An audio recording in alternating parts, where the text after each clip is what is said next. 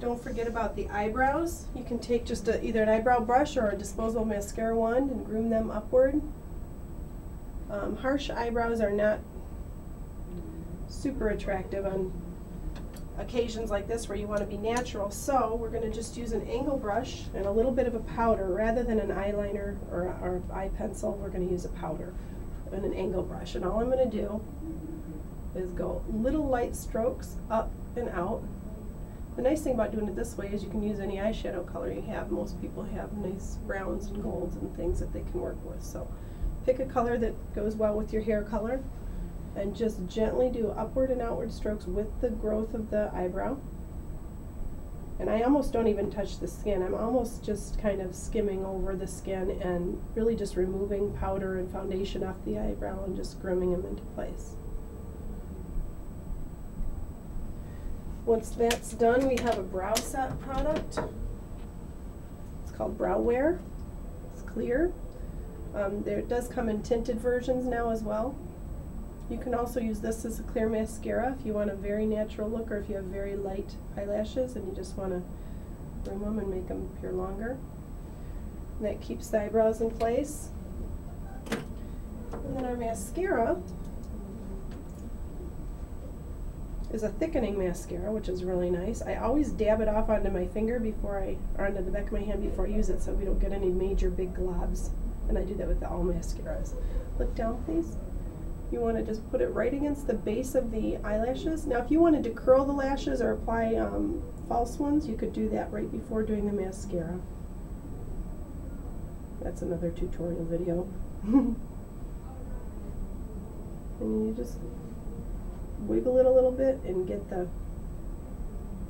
kind of brush it in the direction outward that you want the lashes to go.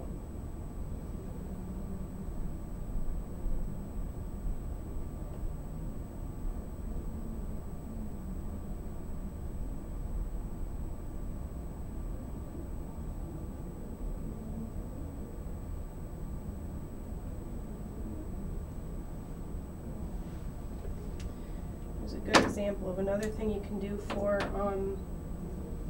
smudged. There's a little tiny black speck right there, so this is a perfect example of how you can use a little bit of concealer on the end of your brush, maybe a tiny dab of water before you put it in the concealer, kind of dilute the concealer, and it becomes like an eraser in which you just you can get that right off of there, like so, without messing up the shadow too much. That happens sometimes. There we go. When they have beautiful long lush eyelashes like Allison here, that can happen. Okay, so for blush, we're going to move down to the blush. I'm not going to do the bottom lashes yet because I don't want her to look up and get wet mascara all over her eyeshadow. So we're going to just skip that for the moment, get back to it later. I'm using a very neutral shade and just going right underneath her cheekbone and kind of going right off, just letting my brush kind of go off, and that's a good way to contour. You don't want to continue to go around and get too much into sculpting, because then you're going for a very dramatic look. So I'm just taking a neutral pinkish brownish color and just drawing it underneath the cheekbone just to give some added contour. A little tiny bit underneath the chin, jawbone.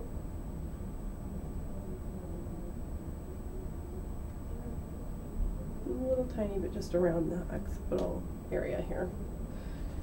Okay, and then we're going to take this nice big fat small rounded face brush. I like it because it's kind of got a condensed round shape at the end. I'm just going to use a nice soft pink. Every bride should be a blushing pink bride, so we're just going to have her smile, and you see these nice big puffy round apples right here is where that's going to go. And I like to just kind of set it into place. It looks kind of goofy for a second.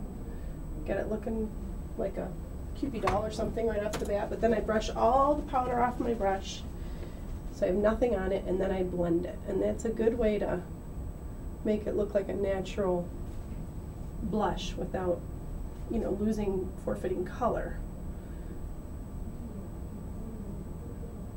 Again, you want to make sure there's a little tiny bit more than what she might be used to, just for those photographic purposes. The blush is the first thing to go in the photographs. And then lips. Just going to take a nice medium pink tone And just lightly, I'm using feathery strokes. I'm not drawing nice solid lines, I'm doing little feathery strokes. Again, for a natural look and also for ease of application. Lip liner is important because it keeps the rest of the lipstick from going out of the little fine lines around our mouths and disappearing.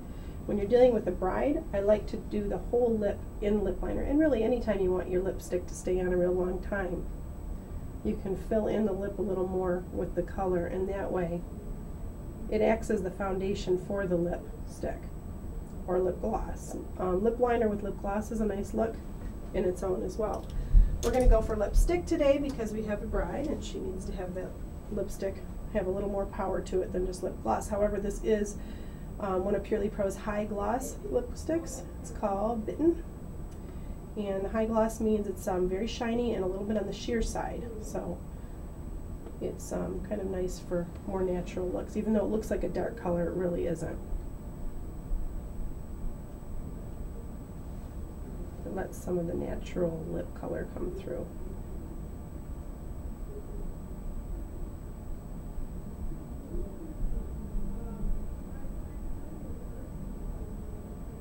Now the look we're applying today could be a bride, it could just be your average everyday makeup, whatever you're comfortable with, but it's a nice natural beauty look.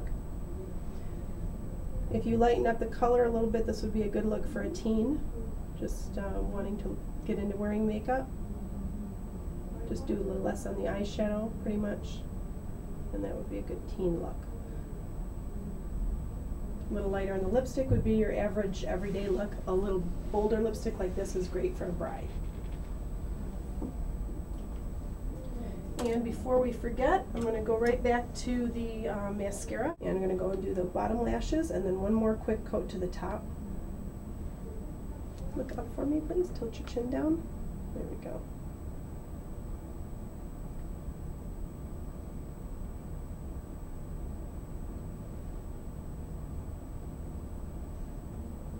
Look down.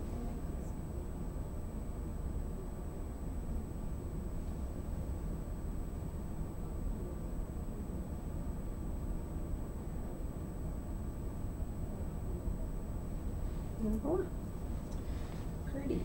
Now one more thing you can do if you really want to spice it up a little bit is add a little bit of our highlighting cream to it. One nice little added extra for doing a bride or any kind of special occasion is to add a teeny bit of the Fantasy highlight cream. And I like to add just a little tiny bit to the outside of the cheekbones here. You don't want to go too crazy with this stuff because it can appear to look like someone's oily or sweaty in a photograph, but just a tiny, tiny bit around the eyes and cheekbone, and you can use the chubby blender brush to really buff it in so it blends nicely.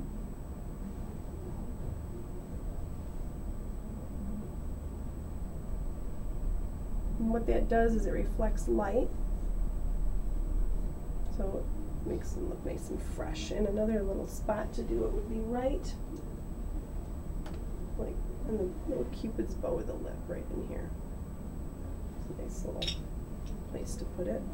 And just kind of blend it with your finger. It'll catch light and have that dewy appearance. There we go. That looks good. Okay, now she's ready for hair. All right, that's it. And here we have Allison, our blushing bride, in all Purely Pro Cosmetics. For more information on Purely Pro Cosmetics, please visit www.purelyprocosmetics.com. Thank you very much.